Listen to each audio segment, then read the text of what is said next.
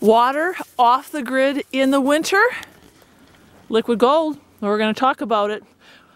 You just saw a couple days ago that we had a water issue at our home. What do you do off the grid in the middle of winter when you might have a water issue? Well, you have a backup plan. And that's where we're at today, my friends. We're at one of our other resources for backup water off the grid in the winter. A lot of times you think just because it's winter you have plenty of water, right? Because you can melt snow. Do you know how much snow you need to melt in order to have water for basic necessities?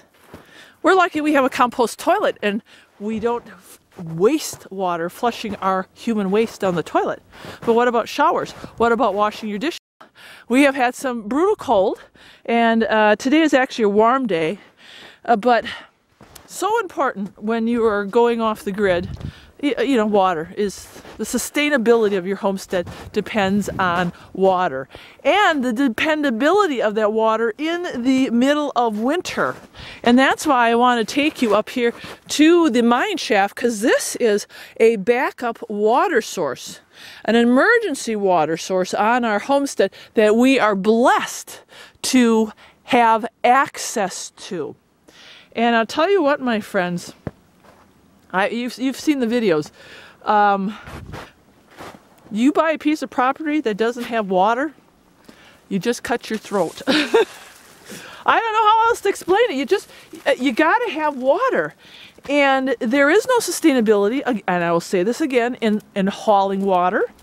I live out here in an area where there are some people that do haul water, and you know what? They will tell you. They hate it. And the only reason why they're hauling water is because they either inherited the homestead and there's just no way around it, but they also recognize their great dependence on the water in town, their truck that they have to haul it in, and their health. You know, their ability to be able to get in that truck and haul that water and do it safely. But here is the mine shaft.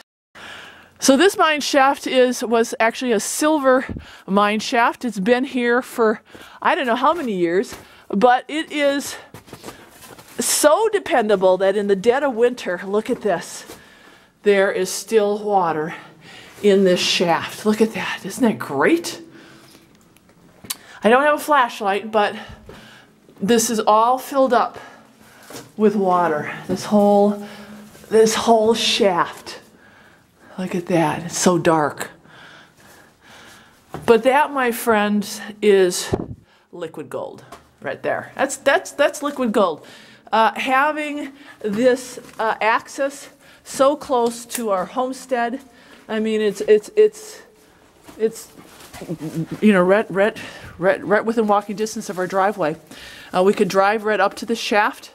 We can pump the water out. We can use our truck with an inverter and a battery to actually pump it out.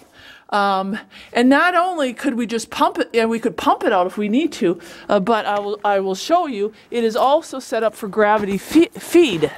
And we just walked by it, but I'll show that to you again. When you come down here, there is this hose here. You see that hose there? It is actually set into the mine shaft. And in fact, we camped right here on this site when we first moved here. And we used this little site here because the water was dripping all summer long into here and made a little puddle. We used that for our refrigeration. Super, super cold. Cold, cold, cold. And then it continues to go across here. Oh, let's see, right over here. Gravity fed. And there's another hose that comes out. Oh, you can't see it. It looks like it's probably buried right now, but it comes out right about there. And in the peak of spring, it just shoots out the water. Just shoots out the water.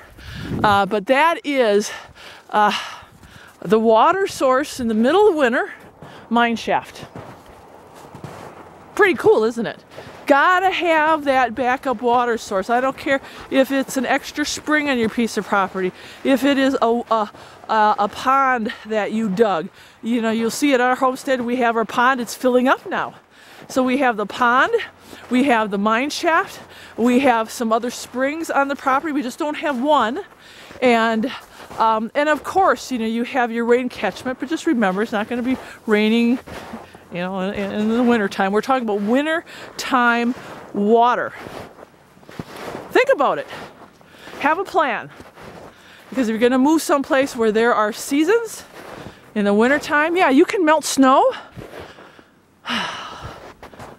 But you know what? I do that on the wood stove. You got to melt a lot of snow. A lot of snow to be able to take a bath or fill up a solar shower bag to take a shower, okay?